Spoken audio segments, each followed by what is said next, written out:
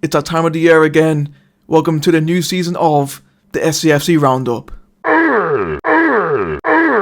Yeah guys, we are back for another season of this series. I didn't do it quite much last year, just because I got lazy, I'll be honest. But this year we're going to try go back into it with a bang, and I thought, you know what, I'd wait for some things to happen first before I make my first episode. And yeah, some things have happened, including this, which I'll talk about in just a little bit. But yeah, we've got 6 segments to talk about today. Let's move on, shall we? So last Wednesday, the away kit was revealed for the first time, although it was leaked last month, so we already knew what was going to expect anyway. But it was finally released last Wednesday, and to be fair, it's a nice kit. It's really nice, you know. Paying homage to the kit we had around that 1990. It was the same kit that we knocked Newcastle out of the playoffs in. It was also the same game where they tore the goals down, because Newcastle fans have always been mentally there, haven't they?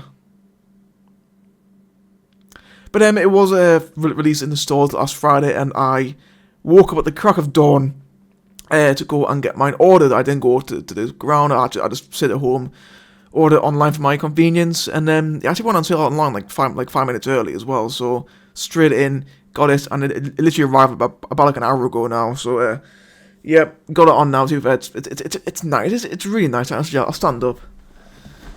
Although you guys already know what it looks like, but I mean I've got an XL because I'm a fat bastard. But yeah, it goes down quite. It looks like a dress in a way, but I suppose I'll go into it. So not too bad. And yeah, there was a bit of discourse on Friday actually, because some people got up earlier than me to go up and queue at the store, and some people were thinking a bit weird. To be fair, it was mostly our fans. If anything, I don't know if our fans were pointing it out just before the Mags did or any other teams. And yeah, I don't know why. It was really weird, because everyone's like, well, why the fuck are you going to queue up when you just stay at home? Order, and to be fair, fair play to the new website, because the ordering process was so smooth. Like literally straight on, first one there, XL shipped, done. It was done within like 5 minutes, if that. So it was a pretty easy process. But yeah, some people were arguing that, other people saying, well, why the fuck are you going to queue up? Like, because some people were queuing from like 6 o'clock in the morning. I'm like, okay, I mean, like, you do you. I'm not going to tell anyone how to live their lives or some shit. But yeah, I mean, to be fair, although Ben rocked up about 10 to 8, and he managed to get him within about 15 minutes. So maybe they didn't have to actually queue that long. Like, they could have just got there a few minutes before 8 o'clock, and they would have been in within 20 minutes, half an hour. So who knows? But yeah, no. Overall, really nice kit, and yeah, hopefully the home kit is announced shortly. So as well as making the signing of Enzo Lefebvre permanent, we actually did make our first new signing of the window, Habib Diarra, our new record signing. So obviously Lefebvre temporarily was our new record signing for like 2 minutes. Obviously we got him for about 25 million overall, but then Diarra got him for about 30 million. It's so weird seeing Sunderland spend £30 million on the striker, because like, he literally is our new record signing. So yeah, never been done before, but yeah, it's still a strange feeling, and yeah, it's going to keep getting weirder as we keep signing all these players for, well, more than £10 million, because the market's gone apeshit, hasn't it, in the last 10 years. So yeah, it's a shame. It is what it is. So Diarra, 21 years old, same age as me. Already got 11 caps for Senegal, and he did score first full Senegal against England last month at Nottingham Forest. So there's that. He's already played 92 appearances for Strasbourg, who we got him from. Can operate as either a midfielder or a winger, so assuming he's going to be more like attacking minded, you'd think. But although I'm pretty sure we're probably going to play Lefebvre maybe at the 10, or maybe we're going to play Diarra as number 10 and have Lefebvre as like box to box, maybe, I don't know. I mean, I suppose it's probably handy having 2 similar players, because obviously you can have one do one job, one do the other one, so it's not a bad system at all, really. My first thought was that he was going to fill in the role of Job, being that more box-to-box midfielder, I suppose, but we'll have to wait and see, I suppose. But yeah, no, overall, I'm very happy with the signing. Obviously, you got a few bit of fans saying that we've overpaid for him. Listen, like, you can't overpay for anybody anymore, because we're all doing it. Everybody's overpaying for every signing they make. Let's be honest. It's just the way the market is. So Newcastle fans, Leeds fans, Burnley fans, anyone else, I see not few Nottingham Forest fans recently just perk up. Shut the fuck up. Mind your own fucking business. And then on Friday, our second signing of the window was announced. Noah Sadiki signing for £15 million from Union SG over in Belgium. 89 appearances in the Belgian First Division for both SG and Anderlecht, where he came through the academy. It was actually Vincent Kompany who actually brought him up through the ranks, which is a pretty cool fact. 20 years old, obviously, again, he's born in 2004 in December. It's crazy. I'm 21, I'm already getting players who are my age or younger. They just make me feel old now. I don't like it. Can we please stop? He's played in the Belgian youth teams, but he is now a DR Congo international. So, I mean, I don't know, maybe if he made the call too early, because Belgium's, it's fair to say Belgium's golden generation have gone now. So he could have stuck around, Why not try and push his forces away in the Belgium team? Who knows? Can play as a holding midfielder or in defence, so he can play as a fullback or centre half if we needed to, which is very nice. Always nice to have that option. But I believe we probably are going to play him more in that in that number 6 role, right in front of the back 4. Which makes me think, obviously, with the whole rumours around Dan Neil lately, could he be Dan Neil's replacement? Obviously, I'll talk more about that later on. And then, along with Diarra, who obviously Senegalese, obviously Sadiki now playing for DR Congo, both players are going to be at the Africa Cup of Nations after Christmas. So, yeah, during AFCON in back end of December and January, we're going to be short a few players, which, is what it is. Like, we're not going to be the only team, but, it would be nice if it didn't all sign all players from Africa. I actually got players from elsewhere, just how I actually had a team for January. But, again, it is what it is. I'm not going to dwell on it too much. But then, yeah, overall, first 2 proper signings, both really good midfielders for this level. But we could do some more, couldn't we? I mean, we have to. We've got so many more signings yet to make. And then apparently we've got another 8 or 9 linked, so I have to wait and see there. Now on the players who were almost confirmed as signings. First one being Ronaldo. I've butchered that. I know I butchered that name. I know. I'm sorry, right? It's funny because he actually was the first player to actually have been reported as signing, which is funny because it's taken this long. But apparently he's been on holiday because it is what it is. And also I believe he was playing at the Club World Cup for Atletico Madrid as well. So that's probably why it's taken a bit of a while. But yeah, Sunderland's signing players from Atletico Madrid. What a time it is to be a Sunderland fan. Left back, 31 years old, so nice bit of experience there, which is always nice. 74 appearances for Atletico in 3.5 years. It's not too bad, really. Mozambique international, 49 appearances for them. Apparently, as of recording on Monday, the 7th of July, he's having his medical right now in Madrid. So hopefully, we'll have his signing confirmed either today or tomorrow. And then obviously, being left back means he'll be a good competition for Dennis Serkin, who is apparently being another one of these contract rebels at the moment. So it's good to see that going into this new season. We've got players who just aren't signing new contracts. If you can tell, Dan Neil is the other one who's not being so willing to do so. So yeah, it's not great, but yeah, overall, I think a left back, we desperately needed some depth at left back because literally, it feels like for the last 3 years, it's been Dennis Serkin on his own at left back. We've had no other proper left back because we've probably Jensen Sealed, fucking 6'4" Jensen Sealed playing at left back. We've had Dan Neil's played there a few times. Pat Roberts has played there as well. We just had fucking everybody and anyone playing at left back if Serkin's been injured. So it's nice to have a proper fucking left back. So it's good to see. And another player having his medical today is Chemsdean Talby. Apparently he's going to be signing from Club Bruges for about £20 million. So again, nice big chunk of money there. He's still a young guy, only just turned 20. Again, 2005 he was born. Dear God. In Club Bruges, 35 appearances, 4 goals as a winger. He only really broke through this season, so that's probably why he hasn't done too much yet. A winger, although primarily he plays on the left wing, so still need a right winger. At the moment in time, Pat Roberts is our only right winger at the club, still. But just that, seems to be a pretty good player. He's again like Noah Sadiki, he's played in the Belgian youth teams.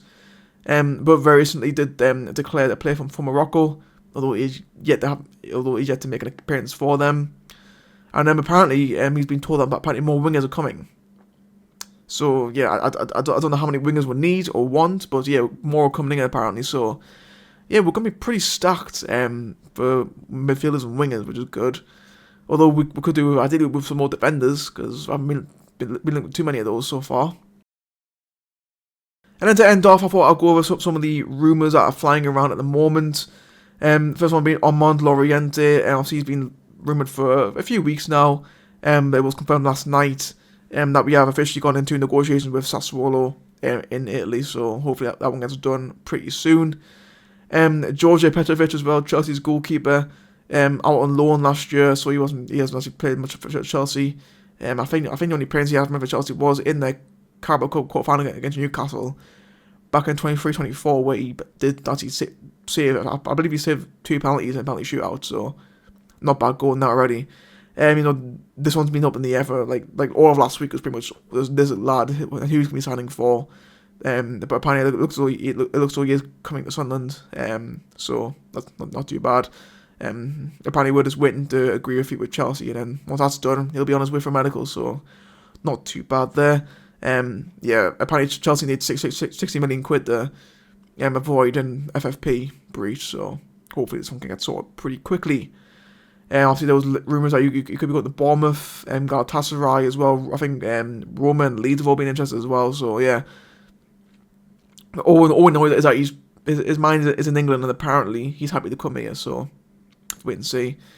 A new one that's just come out today. Neil El Anyari. I've completely butchered that name. I do apologise. Again, this one's just a pretty fresh rumour today. Nothing too concrete about it. Again, apparently everyone in Europe is after this lad. So there's that. And again, another midfielder, which I know that we need to be stacked in midfield, but if we end up signing this guy, he's gonna be our 4th midfielder signing already this summer.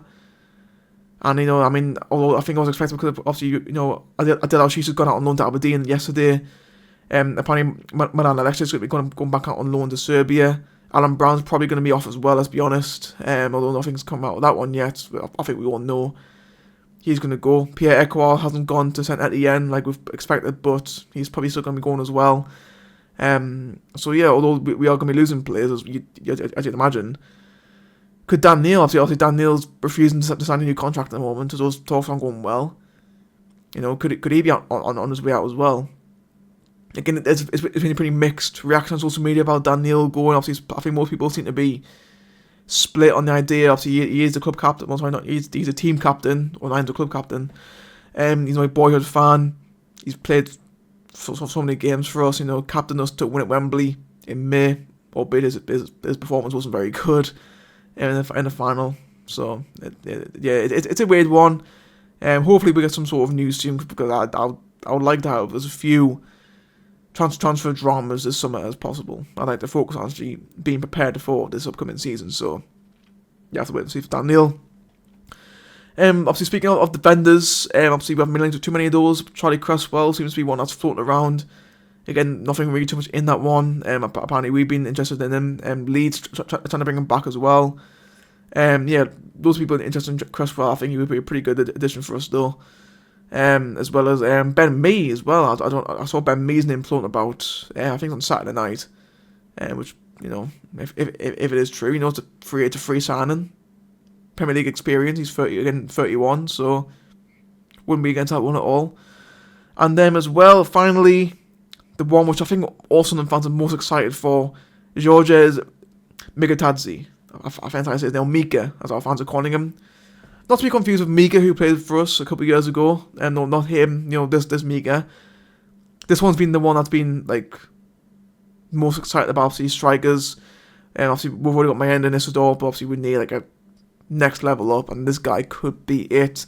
Obviously, Leon striker at the moment. Obviously, Leon need the money desperately. I believe they've got until the end of this week to get them funds, because if not, then they will be playing in League 2 next season. And also it means that they won't be playing in Europa League either, so they need the money, and hopefully that this one can get wrapped up as quickly as possible. Again, it seems to be mostly us against Roma for this one. And yeah, rumours apparently that this one could be closer to being completed than we think. And also there was news today that Roma have gone with another striker option as well. So it could be happening. It could be happening. Which I think to be fair, like although we've made some pretty good signings so far, and have some good ones yet to come in, this one for me would be a proper statement signing. So everybody in the Premier League be like, listen, we're not here to fuck about, right? We're here to fucking stay here, right? We're not gonna be like the fucking last 6 teams who all showed about as much fucking effort and determination as a fucking wet shoe. Like they were all shit. We're actually gonna be trying to fucking stay up this time. And obviously, like although on a brief note to end off the video, I'm liking the business that us, Burnley and Leeds are all doing. You know, I think for the first time in like years, all 3 promoted teams actually showing some fucking ambition, which is nice to see. And I'll be brutally honest, if all 3 of us still end up getting relegated this year, English football is fucking dead. Well, especially is in the top Premier League anyway, because if us 3 make these signings that we're making and all go back down again, the Premier League's fucking finished. I'm sorry, it is. Like, it's fucked if all 3 of us fail to stay up, you know. So, no, sorry. If one of us doesn't stay up, then obviously yeah, we're all fucked essentially. But yeah, I'm seeing people compare to Ipswich as well, which I find stupid because, you know, although Ipswich they spend a lot of money, they spend it on fucking Championship players. Jack Clark, Sam Smoddix, Calvin Phillips, Axel Twansby. You know, like players like that, like if they spent £100 million last year, but they spent most of them fucking dross from the fucking Championship. You know what I mean? Like, you just can't compare the 2 clubs at all.